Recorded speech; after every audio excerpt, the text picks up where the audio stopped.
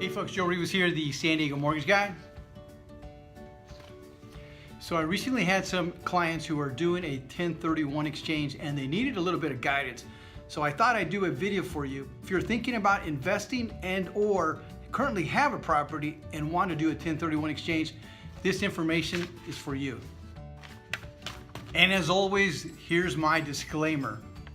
I am not a CPA nor a financial advisor, so please contact your experts before implementing any new investment strategy. Okay, ready? Let's go. So 1031 exchanges, at least as we know them today, have been around since 1991. Now most people in the real estate industry have heard of them and seem to have a good working grasp on how they work or what the requirements are. But in short, 1031 exchanges are an IRS authorized method of selling a property then buying a like property without the immediate tax liability.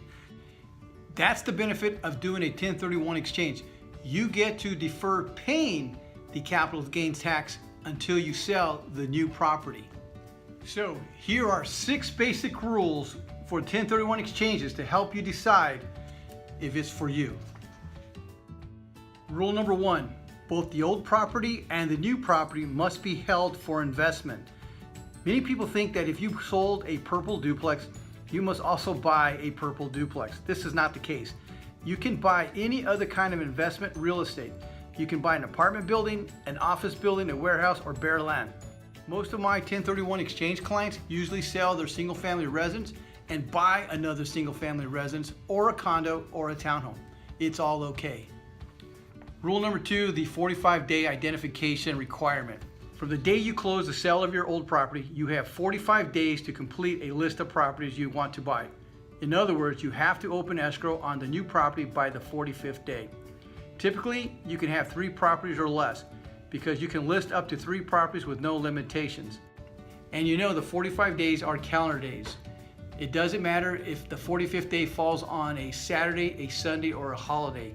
You do not get any extensions, so you must enter escrow by the 45th day. Rule number 3, the 180-day purchase requirement. This rule is pretty simple. From the day of closing, you have 180 days to close the purchase of what you are going to buy. And what you buy has to be on that 45-day list. The 45-day and the 180-day requirements run concurrently, meaning that when your 45 days are up, you only have 135 days more to close your purchase. And just like the 45-day rule, the 180-day requirement does not allow for extensions.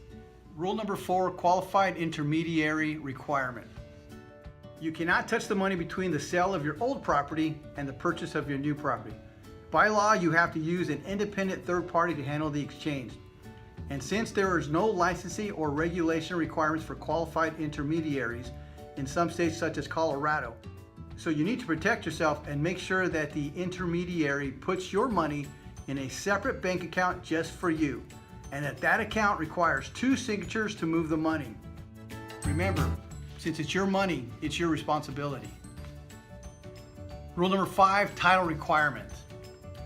Any entity such as corporations, trusts, partnerships, LLCs, etc. may do an exchange. They all have the same rule.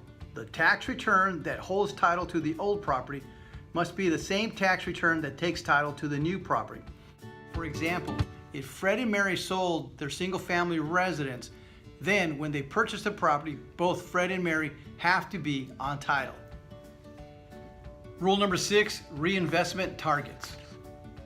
To defer all of your capital gains tax, you must buy a property of equal or higher value than the one you sold, and you must reinvest all of the cash proceeds from the sale. In other words, you simply have to buy equal or higher than what you sold and reinvest all your cash. And if you need a referral to a really great financial advisor or CPA or real estate agent that specializes in the 1031 exchanges, I've got some that I trust and would love to refer them to you. I hope all this information has been helpful. If you want more information, then please just call, text, or email me. I'm Joe Rivas, the San Diego Mortgage Guy, wishing you happy investing. Take care.